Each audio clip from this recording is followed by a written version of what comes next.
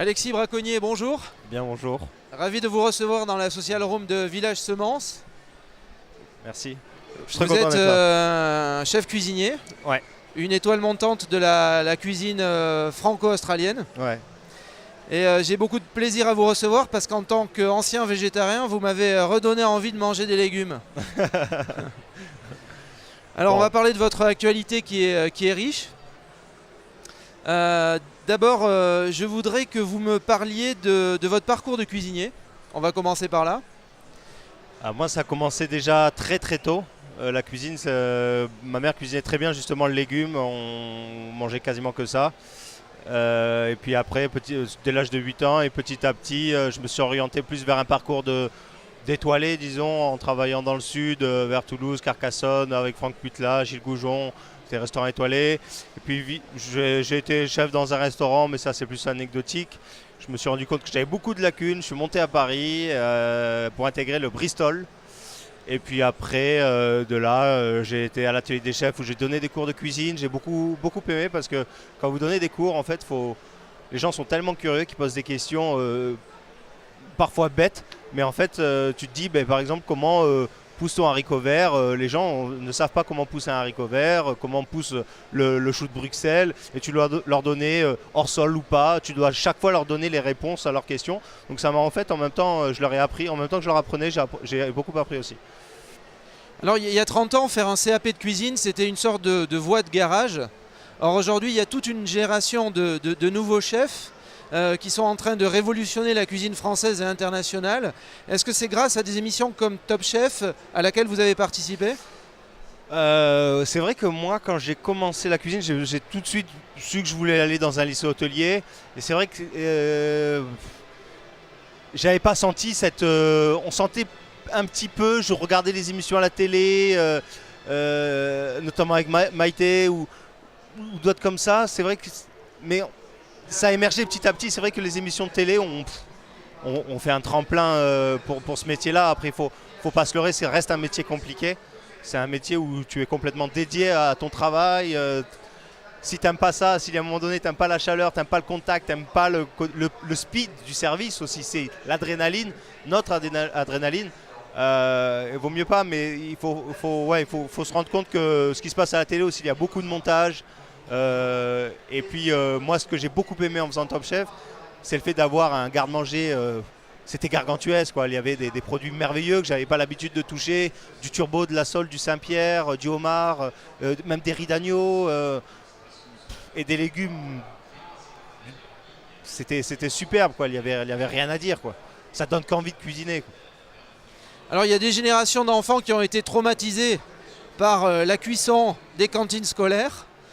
Où souvent les haricots verts sont trop cuits, les choux sont trop cuits, les légumes sont dénaturés, sans saveur, sans odeur.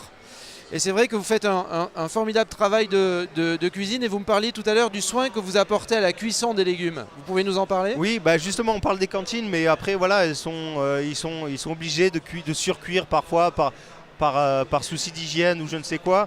Ce qui est vraiment dommage parce que ça donne pas envie et puis ils gardent cette image aux enfants parce que c'est pas tant à la maison qu'ils gardent ce souvenir sur les épinards qu'ils n'ont pas aimé, c'est très souvent à la cantine et tout de suite pouf, c'est un non négatif sur les 15 prochaines années. Il faut vraiment faire un travail à nouveau. Moi je vois qu'avec les enfants il faut écoute, je vais te faire aimer les épinards, fais-moi confiance. Mais ils ont tout de suite cette barrière. Une fois qu'elle est passée, cette barrière, que tu sais cuire justement le haricot vert correctement, tu sais cuire tes épinards, tu les fais bien sauter au beurre ou avec une persillade, c'est délicieux, quoi. Mais il faut vraiment franchir ce cap. Surtout que moi j'adore les légumes, je cuisine avec 70% de ma cuisine c'est du légume. Et partir d'une carotte ou j'adore partir d'un poireau par exemple. Tout ce qui peut en découler, c'est splendide, quoi. Un poireau, tu le mets juste au four à 200 degrés, 220. Il brûle, tu enlèves la première couche, il a un côté fumé. Tu peux le cuire à l'eau aussi, au beurre. Enfin, c'est une tombée de poireaux, c'est sublime. Alors, continuez à nous mettre l'eau à la bouche. Quelles sont les recettes, vos recettes stars, celles que vous aimez faire et qui vous suivent depuis quelques années ? Les recettes qui me suivent depuis quelques années, moi j'accompagne. Enfin, c'est pas tant un produit parce que j'aime pas justement, par exemple dans mon restaurant aussi, j'ai pas envie d'avoir un monoproduit. C'est pour ça que je déteste me cantonner à un seul produit. Donc c'est plus l'accompagnement que je vais faire et je pars toujours d'une base de vinaigrette. Comme ce que vous utilisez pour une salade, huile, vinaigre ou associer plusieurs huiles, plusieurs vinaigres différents et cuisez juste le légume. Juste ça. Un légume assaisonné, cuit correctement, une vinaigrette, c'est splendide. Par exemple, je fais juste une carotte cuite à l'eau et au sel. Je l'épluche après cuisson. Comme ça, vous conservez bien les saveurs qui sont à l'intérieur de la carotte. Et je viens assaisonner avec juste une petite vinaigrette, huile d'olive, miel et un peu de cannelle et un jus de citron. C'est trop bon. Un peu de ciboulette dessus, c'est merveilleux. Une bonne carotte des sables notamment, ou même une carotte fan, c'est trop bon. Alors, votre actualité, c'est bientôt l'ouverture d'un restaurant qui s'appellera Aussi. Vous pouvez nous en parler? Oui, il va s'appeler Aussi, AU2SI entre parenthèses E, qui veut dire australien, et aussi parce que voilà, il y aura tellement de choix, je veux ça, ça et aussi ça. Ce sera la convivialité, le côté lifestyle australienne, parce que je suis australien. J'ai la chance de pouvoir y aller chaque année. Et c'est vrai que j'avais ce pincement au cœur en rentrant en France, de me dire mais j'ai envie de partir en vacances toute l'année, quoi. Et ça commence pour moi par la bouffe, quoi, par la cuisine, par bien manger. Et ce que j'aime beaucoup en Australie, c'est le côté, le lifestyle un peu détente, hyper sain, manger sainement, on fait attention à son corps. Bon, voilà, moi je suis bien portant quand même, mais on fait attention à son équilibre alimentaire et aussi le côté vraiment fêtard par le côté ludique d'une brochette par exemple au barbecue, le soir avec une bonne bière ou un bon cidre.